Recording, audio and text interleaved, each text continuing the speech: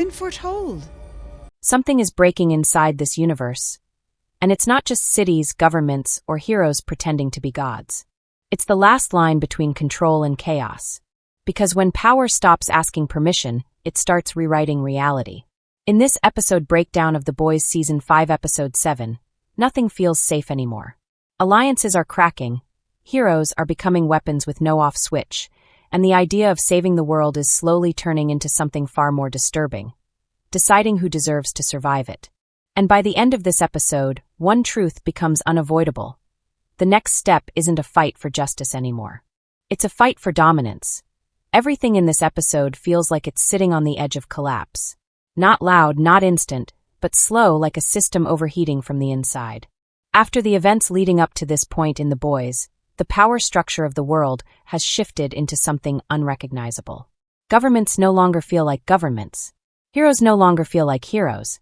And the people in between are forced to survive in a system where truth is just another tool used by whoever speaks the loudest. Homelander's influence continues to spread, but what makes this episode different is not his strength, it's his certainty.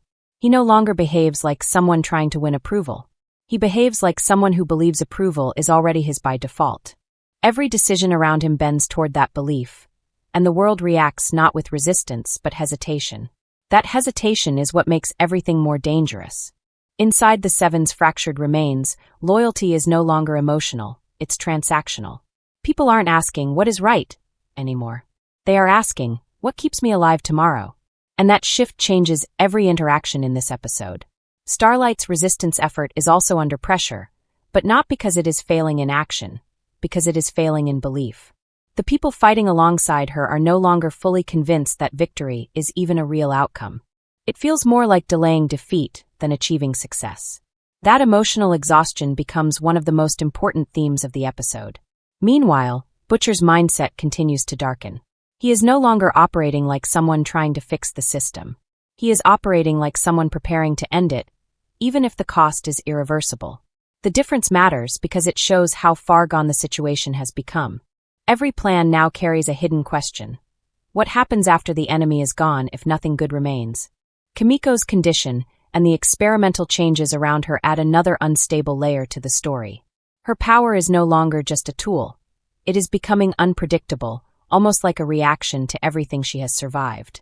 The uncertainty around her abilities creates tension not because of what she might do, but because no one, including her, fully understands what she has become. Frenchie's role in this episode becomes more emotional than strategic. His choices are no longer driven by logic or safety. They are driven by attachment, and attachment in this world is dangerous. Because every emotional decision in the boys' universe eventually turns into a consequence someone else has to pay for. And that's where this episode begins to tighten its grip. Because while everyone is still reacting to the chaos around them, something bigger is already forming underneath it. A shift in the balance of fear. Not who can hurt who, but who can control the outcome before the fight even begins. And once that shift completes, there is no going back. By the middle of the episode, the story stops feeling like separate character arcs and starts behaving like one collapsing system. Every choice now affects everyone else immediately. There is no distance left between plan and disaster. Homelander's control continues expanding, but what makes it more dangerous here is not violence, it's administration. He is no longer just reacting emotionally. He is structuring authority around himself in a way that feels permanent. Orders are not being questioned in the way they used to be. Even when people disagree, they hesitate long enough for compliance to become easier than resistance. That hesitation is the real weapon. Inside this shifting structure, Ashley's position becomes more unstable. Her survival has always depended on adaptability, but now adaptability itself is turning into a trap. Every decision she makes strengthens one version of her future while destroying another.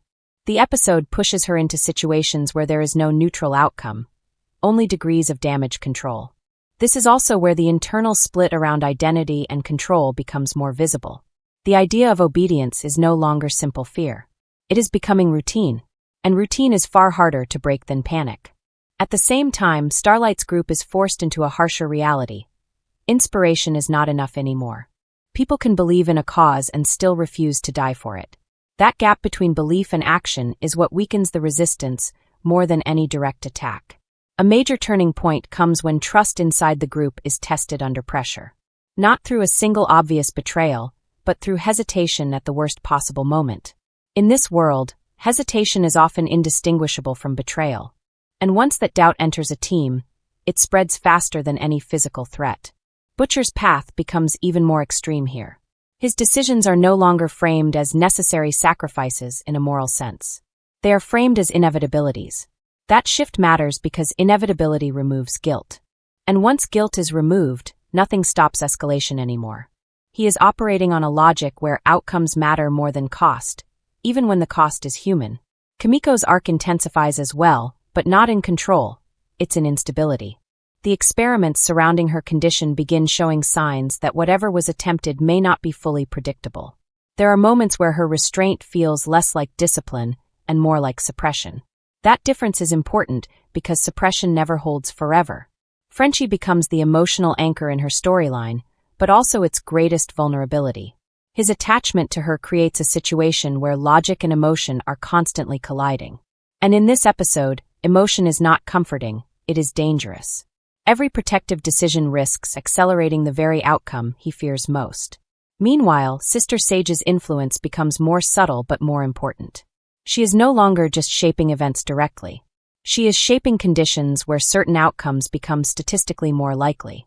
That kind of intelligence changes the nature of conflict entirely. It turns chaos into design, even if no one outside her fully understands the design yet. And by the end of this section of the episode, something crucial becomes clear. No one is fully in control anymore. Not the resistance. Not the system. Not even the people who think they are winning. Because the real shift is not happening in leadership. It is happening in certainty. And certainty is starting to break. The final stretch of the episode feels less like a conclusion and more like pressure building right before a structural collapse.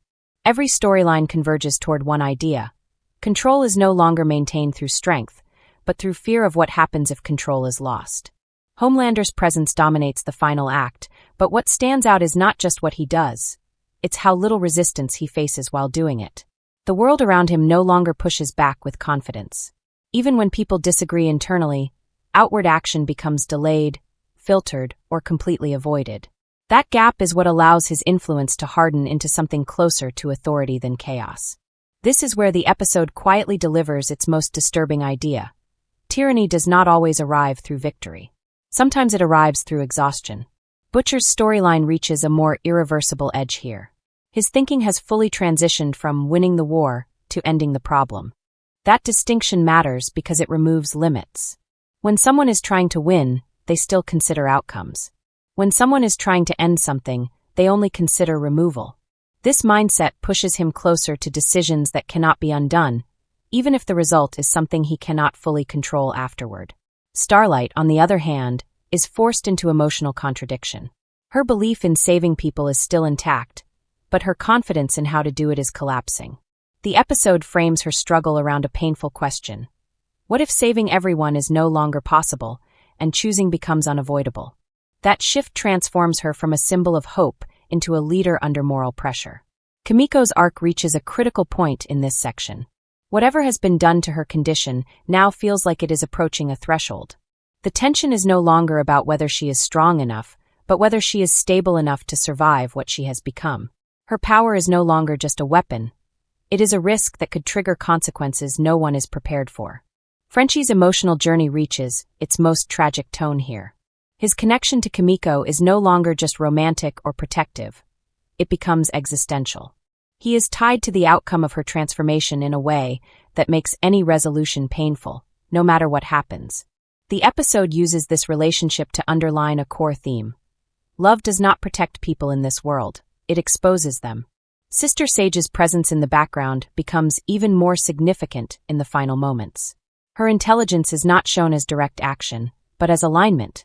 Events appear to move in directions that feel too structured to be accidental, suggesting that she has already accounted for multiple outcomes.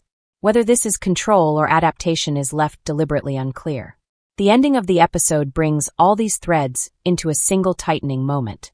Not everything explodes and not everything resolves. Instead, the episode closes on escalation, on the feeling that the next step is no longer about investigation or reaction, but consequence.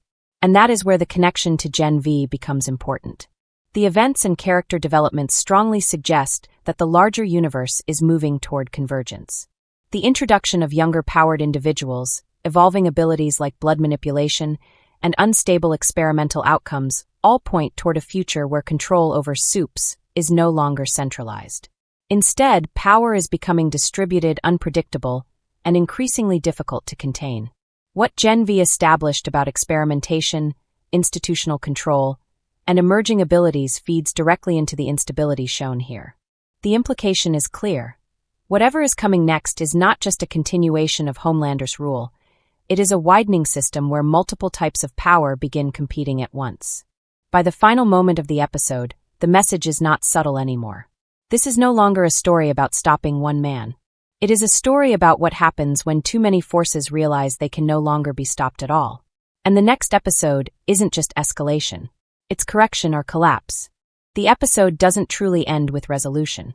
It ends with alignment, like pieces on a board settling into positions that can no longer be undone. What we are left with is not closure, but direction.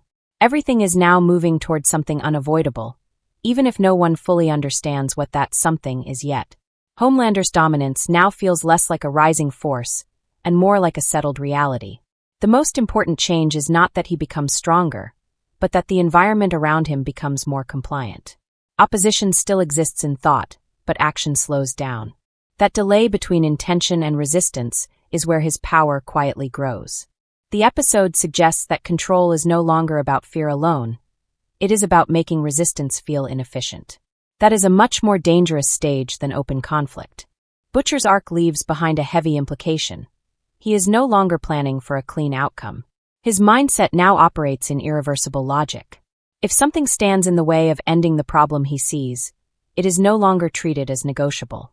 This makes his future decisions unpredictable because the emotional boundaries that once restricted him are weakening. The episode is carefully building toward a point where his definition of necessary may no longer match anyone else's. Starlight, meanwhile, is pushed into leadership without comfort.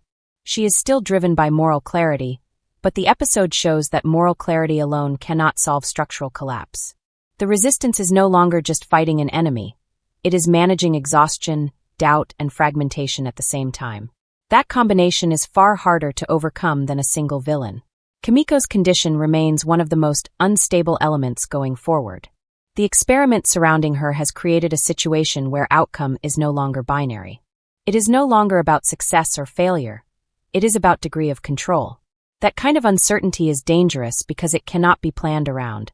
It can only be reacted to, and reaction is always too late in a fast-moving conflict. Frenchie's absence in future planning, whether emotional or physical depending on interpretation of events, leaves a structural gap in the group dynamic. He has always been the bridge between logic and emotion, and removing that balance destabilizes decision-making. The episode uses this to show how even individual relationships can affect global outcomes in a world this sensitive. Sister Sage's role becomes more important in hindsight. Her intelligence is not presented as simple prediction, but as systems thinking, where small inputs produce predictable large-scale outcomes. The implication is that some of the chaos we are seeing may not be chaos at all. It may be guided pressure, applied at specific points to force specific reactions. Whether she is controlling events or simply understanding them better than others remains deliberately unresolved. The connection to Gen V becomes even more relevant when looking at the broader structure. The evolution of powered individuals, experimentation ethics, and institutional collapse all suggest that the universe is moving toward a phase where traditional control systems fail completely. Schools, corporations, and governments are no longer able to contain what they created. Instead, they are being shaped by it. This sets up a future where conflict is no longer limited to heroes and villains. It becomes a multi-layered struggle involving ideology, biology, and survival itself. Power is no longer centralized in a single figure or group. It is spreading, mutating, and reacting. And that is what makes the ending of this episode so important. Nothing is finished. Nothing is safe. And nothing is predictable anymore. The only thing that remains clear is the direction. The system is not just breaking. It is being replaced.